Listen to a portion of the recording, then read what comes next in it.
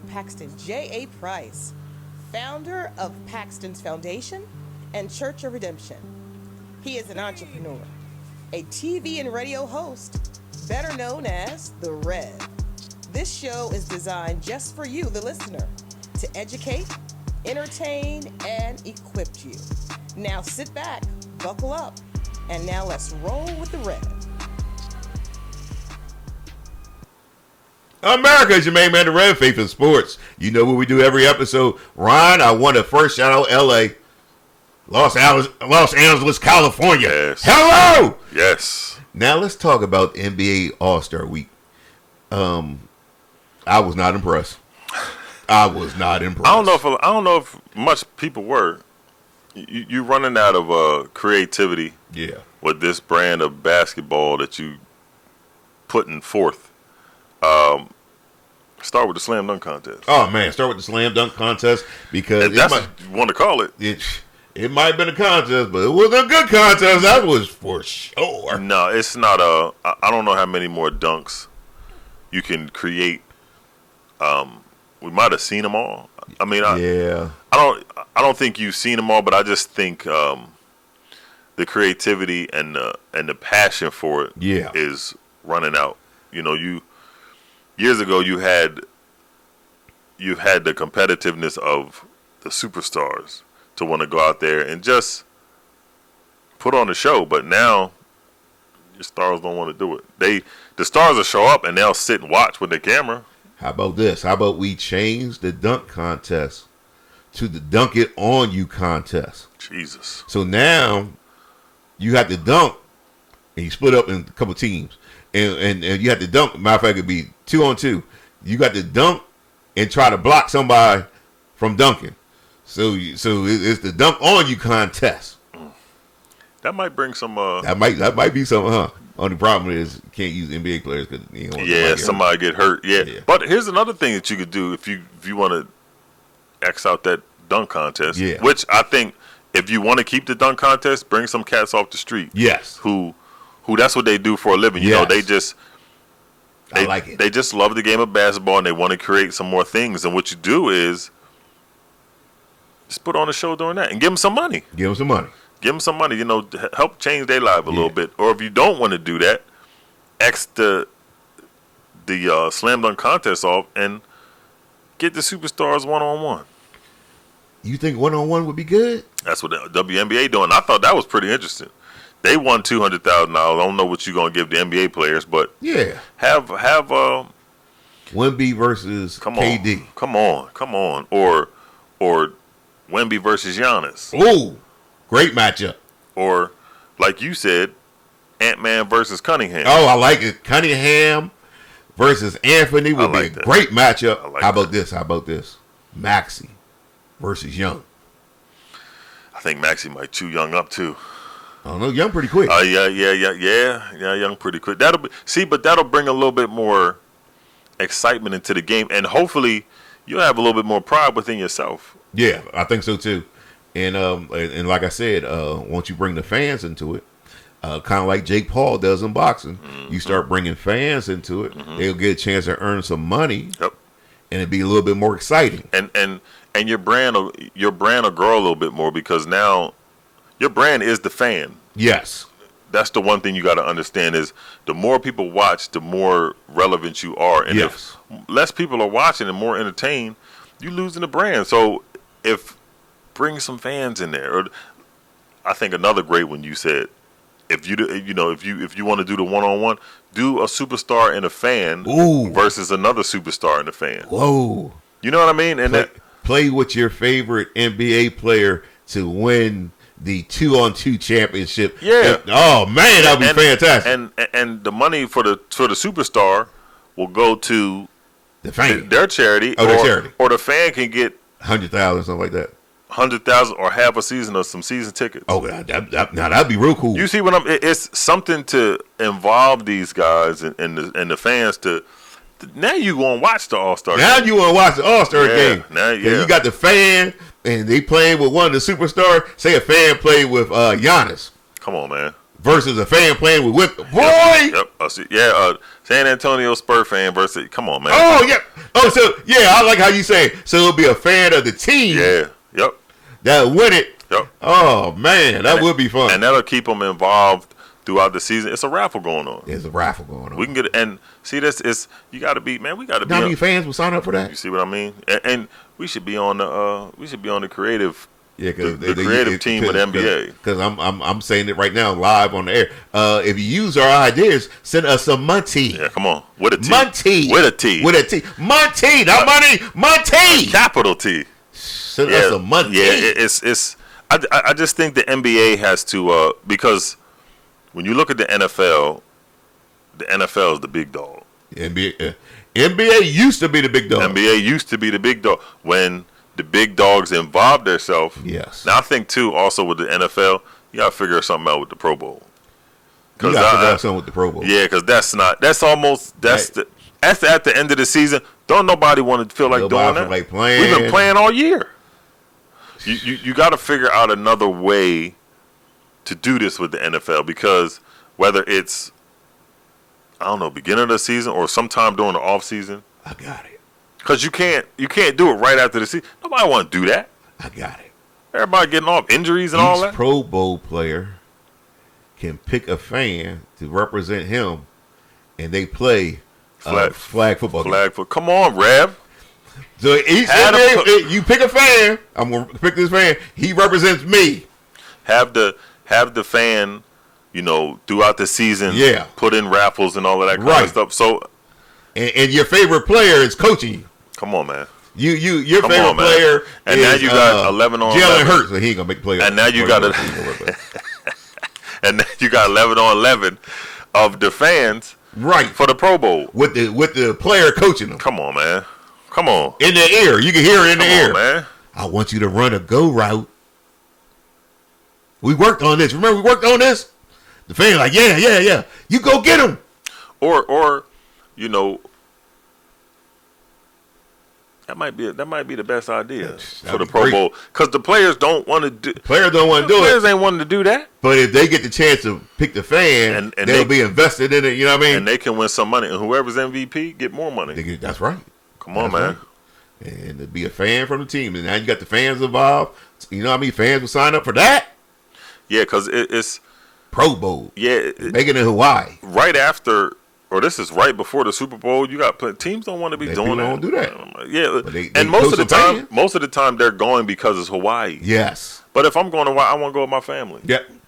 Now I want to relax. You get to coach some fans up. The fans will tune in. It's in Hawaii. Everything nice. And, everybody. And like we said, Jake Paul does this for boxing. Mm-hmm. It'll be the same thing, similar anyway. If you brought fans in and let them play. See, and I also think, after the season, you should do it after the season, because you got players who make the Pro Bowl but can't go because of the Super Bowl. Because of the Super Bowl. You should do it after. Just that week after. Yeah, or maybe a couple weeks or something after to kind of get everybody, because you got the parade and all that people doing it. So everybody can be a part of that Pro Bowl. What's going to be in Dallas? Super Bowl parade going to be Dallas this year. I mean, y'all have your own. No, we're going to have the Super Bowl parade in Dallas next year. The Dallas Cowboys going to win the Super Bowl next year. That's why the Reds said Dallas Cowboys will win the Super Bowl next year. We're champs. I've seen it. You're not even the best in your division. Second of all, who the best in our division? We the best in our division. We the best team in our division. We played the team that won the division by luck. Let me turn my head a little bit so you can see what's up there. The team that won the division by luck. The last time they played us. You see what's up there? They lost. It's all right. Still couldn't win. Us. We gave you a chance to win. You ain't winning. You ain't won it. We took it. We had to get rid of a couple people. Nah. We had a couple saboteurs on our team. Evilflus. We had a couple saboteurs on our team. I mean, I can say the same thing about my offense. We had my offense coordinator had to get up out of there. But you shouldn't have threw no eggs. Come on, y'all. Y'all egged the man's house. Eggs. It's the egg shortage, and you find out. It is an egg shortage. A couple of them at his house. Yeah. He up out of there though. I'm glad. See, that's what I'm saying about Philadelphia Eagle fans. Nah, because you said the same thing about Eberflus. I'm saying something bad about Eberflus. I ain't egged the man's house. and then fire him. I didn't either. Double whammy. I didn't either. The Eagle fans did it. I'm saying, I said what they shouldn't have done. They egged the man's house, and then after they egged the house, because your wife clean up the house, you like, don't worry, baby. You get this the price to pay. Much money to be in the NFL, and then they fired him. Much money as they making, she ain't cleaned up no house. They got a maid. I don't know. And the maid mad too. But I ain't do it. I ain't throw no egg. I said they shouldn't have threw no egg, but he needed to Eagle go. Fan. Don't fire him after he egg his house. Fire him or egg his house. But don't do both. You gotta do both. Well, they ain't had nothing to do with the eggs. The organization. They told him, hey, don't do that no more, man. Come on, man. Man. Hey, but if you was doing what you was supposed to do, it wouldn't have been no eggs. And you wouldn't have got fired. That too. Same thing. But my point is, don't do both to the man. Same thing with Eberflus. Yeah, well, you was we egg his house. We fired him. You told me you was ready to pick him up and drop him off at the bridge. I'm trying to help him and let him walk. I'm trying to help him. I'm picking him up at the airport. Would you rather be in the comfort of your own home and get a couple eggs and just you can power wash that off, or get dropped off on the highway and gotta walk straight to the airport? I ain't drop him off the highway. I'm taking the airport. You said you was gonna drop him off at the highway and let him walk to the airport. I was like, you gotta walk. I would ride him out first class to the airport. You got to get out of here. You can't stay here. I think it might have been a little bit more. You ain't got to go home. That's what we said. They said he ain't be home no more. Well, y'all said it with eggs, though. It ain't his house no more. Yeah, I mean, it wasn't his house by week 6. He just was staying there. He was. Yeah, he's already moved already. It's gonna be a lot of changes, man, going on in the NFL. Well, what y'all got coming back is the tackle. Oh, Lane Johnson. Lane Johnson coming back. I mean, Lane Johnson, old behind, coming back. 14 seasons, man. He's breaking down. He's the money. He's a for sure Hall of Famer too. That what y'all keep saying. I'm not impressed by him. He's a for sure Hall. I mean, if anybody on Philly, you ain't impressed. You don't like him, man. But when they leave, I like when they leave, Eagles. For some reason, you like them. That ain't true. I like certain Eagles. What about Swift? For Chicago, Swift, he was all right. Oh, now he all right. He was all right. What about Chicago? He all right. He all right. You just don't want your point to be. He all right. I'll tell you who I like for the Eagles. I'll tell you, Wilbert Montgomery. I like him. Howard Carmichael. I like him. You ain't like him when he's playing. I mean, I like him. I ain't want to play good against the Cowboys. Well, Brian Dawkins. Brian Dawkins. I ain't never liked Brian Dawkins. Brian Dawkins is overrated. That's a shame, man. Actor. What about Jerome Brown? And you know what? I like Jerome Brown. I like Reggie White before he was the Eagle. I like when he played for the Memphis Showboats. What about when he was with the Eagles? Couldn't stand him. Did you like him better when he was with Green Bay? Yeah, he was all right. He was okay. It's just something that you just when they with us, man. You can't. It's just you can't stand it. Ugly green color. But I understand because I feel the same way about the Cowboys. That ugly green. Now, color Dez Bryant. See, but Dez Bryant, I respected Dez Bryant. He was a good. He did. He's a Hall of Famer. He was a good. No, he's not. Dez Bryant a Hall of Famer? No, he was a good player, but he wasn't a Hall of Famer. It's a lot Dez Bryant was a Hall of Famer. He'll be a Cowboys Hall of Fame, but he's not going to be an NFL Hall of Famer. Dez Bryant was an NFL Hall of Famer? No. You think somebody dominated his time more than Dez Bryant dominated his time as a wide receiver? As a wide receiver? Yeah. Hines Ward. You think Hines Ward was more dominant than Dez Bryant? Yeah. I would invite you to rewatch Dez Bryant highlights. Now I said Dez Bryant was dominant. He was great, but he wasn't. He's not a Hall of Fame. Dominant. Matter of fact, the league had to cheat him out of some plays. No, they didn't. They catch it versus Green Bay. They didn't catch it. The NBA. If the NFL said he caught it. If the rule changes and they changed the rule, they said, you know what? He caught it. No, he didn't. Not only did he catch it, but he ran 3 yards. But you know why he's not going to get in? Because of his attitude. That's what we say about NBA players. They like certain players, and they put them in. The NFL, hopefully they don't do that, whether you like them or not. If they're Hall of Famers, they're Hall of Famers. They've been doing that with T.O. Yeah, it took T.O. a long time because they didn't like his attitude. They Robert Kraft, Bill Belichick. Yeah, they see all that kind of stuff. Got to stop that. And the NBA, they do it because you like them. They like him. What you think, James Harden? He's a Hall of Famer, but there's one thing that's going to keep him out. they're going to say during crunch time he never showed up. That's going to keep him out. If he could ever, maybe this year, if he could ever show up in a big game, he's a Hall of Famer. See, but I think you can have talent, but talent is only going to get you so far. You got to have that dog, Brian. If you ain't got that dog in it, that's not going to get you to where you want to get, because in reality, James Harden's stats are better than Kobe Bryant's. Oh yeah. James Harden's stats are Hall of Famer definitely. But that, to me, that's why stats can only really get you so far. Yeah, because you can have James Harden's stats are unbelievable when you look at it, but in the playoffs and all that, you have to elevate. You got to elevate your game, and Kobe Bryant did that. Oh yeah, definitely. Kobe Bryant did that, and that's what they're gonna remember. They're not gonna remember you had 55 in game number 60 something. Yeah, they're gonna remember what you did at the end of your, career to get those championships. Yeah, they know. And must win. And James Harden, game 7, put up 9 points.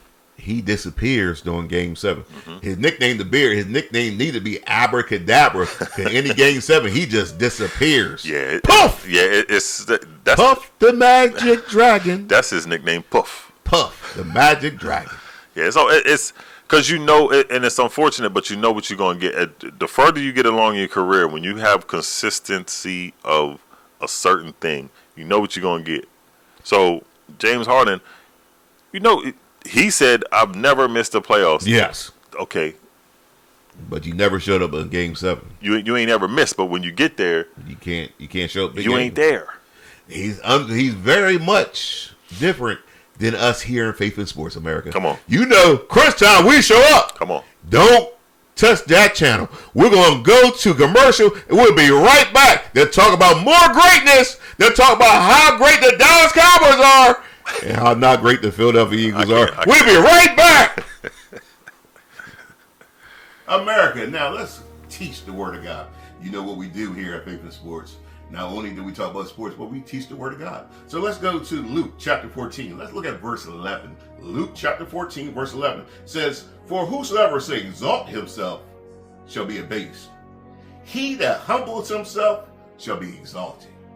America, I submit to you that the problem we're having in our society is everybody wants to be so smart, so intelligent, know it all. It's time for us to humble ourselves. What you mean, Pastor Price? What I mean is, when you humble yourself, you don't value your opinion above anybody else's opinion. You don't say, because they don't agree with me, I'm not talking to them no more. Because they don't agree with me, I'm not coming over holiday dinner anymore. There was a stat that said a lot of people, because they voted for President Bill Clinton, George Bush, whoever it was, that they will go into their family holiday dinner. Why? Because my opinion is superior to their opinion, and because they don't have the right opinion, you have to humble yourself. When you humble yourself, you know what you say? You say, he might be right, but I think I'm right. It's okay to have an opinion. It's okay to think you're right. But when you start to lift up your opinion above other people and begin to put them down, God says, he who exalts himself or puts himself up will be brought down. But he who humbles himself shall God lift up. America, it's your main man, the Rev. Let's humble ourselves. When we humble ourselves, we unite, come together. We don't have to agree on everything, but we come together. America, let's humble ourselves. Humble yourself before the Lord, and he will exalt you. It's your main man, the Rev. Faith in Sports. America, we're back, and it's so exciting to go to the next level in sports and life. Always walk with God, and God's going to take you to the next level. Ryan, we was talking about the NBA, but I want to talk about another subject that's connected to the NBA, Michael Jordan. Michael Jordan, racing team, won the championship of the Daytona 500. Yeah, it took him a long time. I'm happy for him. Yes. To be able to venture off into another whole nother sport. A whole nother sport, and a lot of the scrutiny, that he gets over there The racing car team. Yeah, that's a difficult thing, but he fought through. He did. He really did. And he finally got his win. You could just see the smile on his face. He was so happy. Yeah, because you can't take it away from him. Yeah, listen, he is now a owner of a national racing car championship team. And I was excited to see for him because this is something that he put some work in, he put some time in. Of course, he put his money in, and he to be an owner, that's a different level. Yeah, and to watch your team go through the ups and downs that they go through, you know what I mean? And to watch, just every year, just consistently. But you knew you had a winner in Michael Jordan. Yeah, winners. Yeah, they win, and even if they change avenues, even if they change lanes. Race car lanes. Even they change lanes, they still gonna produce winning, and that's what Michael Jordan did. He produced a champion in race car. Dover Downs here in Delaware. Dover Downs is huge. Yeah, it's you ever drove past the race car when they having them races, man? No, because you can't get to it. And traffic's so bad. The noise of them races. Yeah. Now I would say the Rev don't understand race car. Me either. But they love it, so they love it. Rev love it. Yeah, it's but they drive around in a circle, big old circle. I mean, because real fast. Would you sit outside and watch 95? No. But for some reason they want to watch race cars running. Real fast. I don't. In a circle, in a big old circle. I don't get what you like about driving in a big old circle. They just always turning left. Always, just right. But hey, they like it. So the Rev like it's hey. I just don't understand why you like that. You driving real fast in a circle. But it's something for everybody. Hey, everybody different. So NASCAR is a huge. NASCAR is huge sport. Huge sport. Yeah, it makes so much money off of that. A little bit too dangerous for me though. They be crashing up. Yeah, so you're going real fast. You're going 200 miles an hour going left. One thing I remember about science class is an object in motion stays in motion. Unless it runs into something. Yeah, and it goes so fast when they hit. Yes. And you see them cats going airborne. Man. Yes. That's almost like paper. The object in motion stays in the motion. That's the truth. Now, talking about motion. Yeah. Let's talk about these 76ers since we're on the East Coast. Philadelphia 76ers. They are in continuous motion. When you watch this team from the beginning of the year, I had my doubts. Yeah.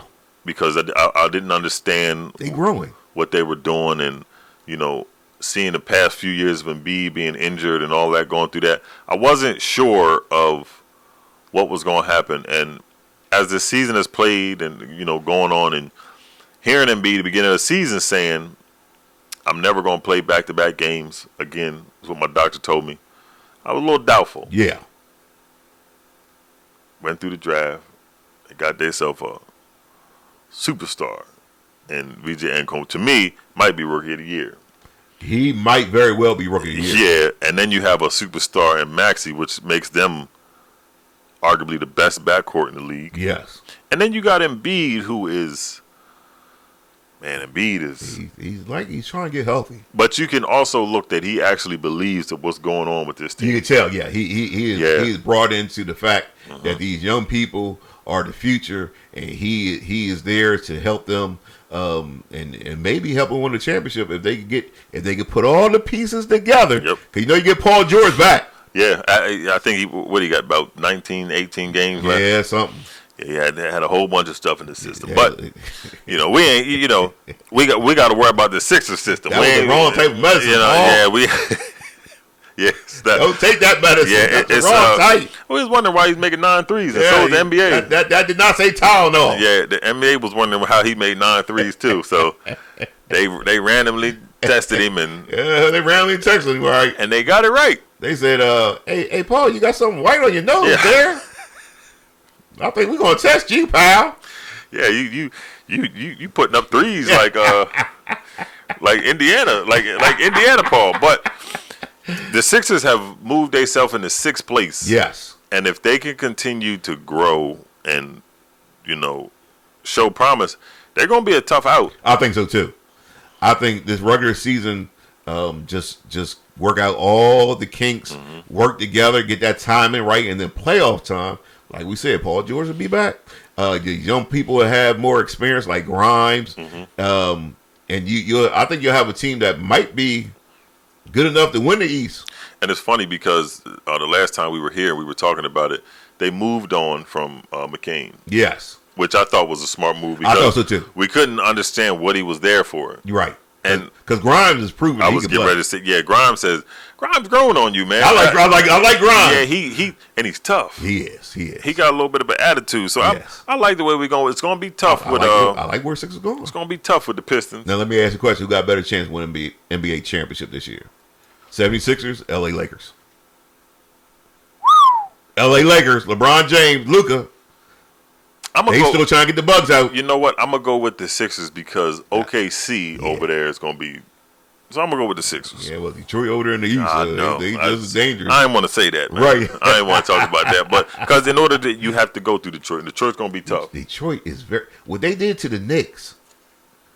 But the Sixers, the NBA is all about matchups, and the Sixers actually match up pretty good. They do. They match up very well, especially when you get to the playoffs. Yeah. And you need the big man more and more. Yeah. The Sixers match up very well. And that's going to be the key come the playoff time is Embiid and his health and how physical you want to be. Yes. You got to be physical, man. Yes. It's all on you, Embiid. Yeah, much more physical in the playoffs. So we're going to see what they do. But I'm excited to see where the NBA going. Mm-hmm. I like to see where we're going with this sport in the future when it comes to NBA style of play and what they're going to do the All-Star weekend. We're going to see what happens. America is your main man, Rev. My main man, Ryan. You know what we do every week. You don't want to miss not one episode of America. You never know what's going to happen. You never know what we're going to talk about. America, here we go. At our church, Jesus is Lord. That single belief calls us together as a community and sends us into our world with hope and purpose. At our church, your past will never define your future. There's always redemption, which means there's always a brighter day. At our church, we don't think we're better than any other church out there. We're just doing our best to become our best.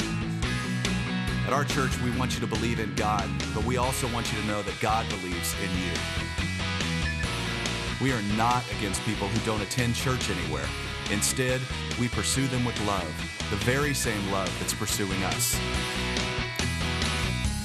At our church, we're learning to serve God with all our hearts, and we're learning to worship Him with all our lives. And if you're looking for the perfect church, we're not it. At our church, we will make mistakes, but we will choose to grow from them. At our church, we're part of a global community that's knit together by the resurrection of Jesus. And by the way, at our church, we believe that really happened too. At our church, we will engage with people who are in real need because we are the hands and the feet of Christ. And finally, we need you to hear this loud and clear. At our church, it's not really our church at all. It's His. And we live and move and breathe in His church for His glory and His fame, not ours. So here's the invitation. You're invited to jump in with your whole heart